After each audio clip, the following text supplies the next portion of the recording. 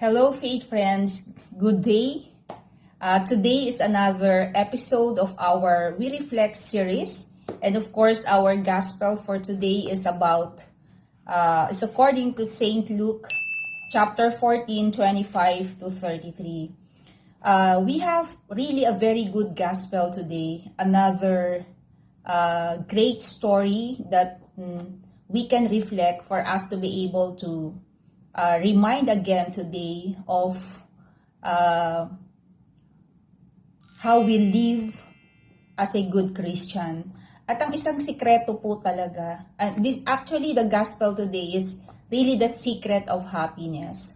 The Lord is calling all of us to really find out the secret of happiness. And you know kung ano po talaga ang mensahe na ito. This is about God first life.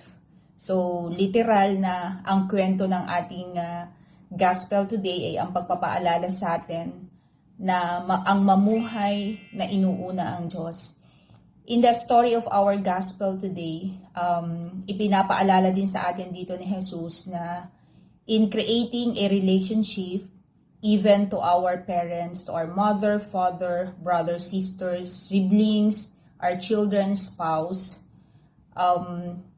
dapat ang pundasyon ng relasyon na ito ay ang ating pagmamahal at pagkilala sa Diyos. Because without that, hindi magiging matagumpay yung relationship na binibuild up natin.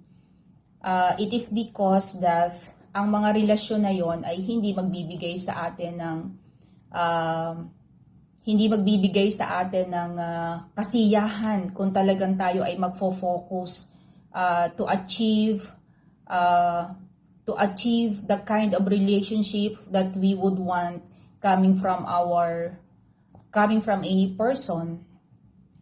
Dahil yun ay meron limitasyon. Samantalang kung ang uunahin natin ang relasyon sa Diyos at ang pagmamahal sa Diyos, everything will follow. Everything will follow. Definitely, we can build a great relationship with our parents, with our mother, father, our siblings, our children, our spouse, kung uunahin natin yung pagmamahal, yung relasyon natin sa Diyos. Yung relasyon natin sa Diyos. And of course, kaakibat nito ay ang pagpapasan ng ating krus araw-araw, na yun din ang ipinapaalala sa atin ni Jesus.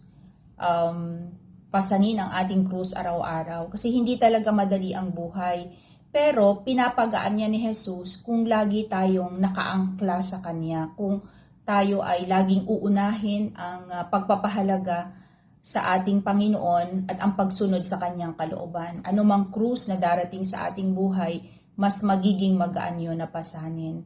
So that's actually the message that I have right now from our gospel.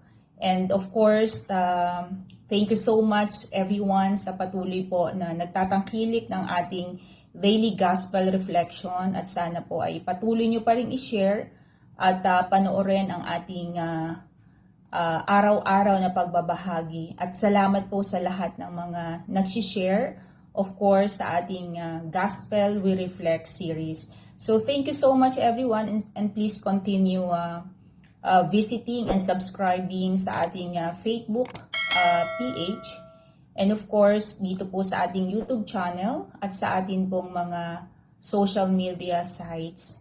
Thank you very much, and always remember, God first.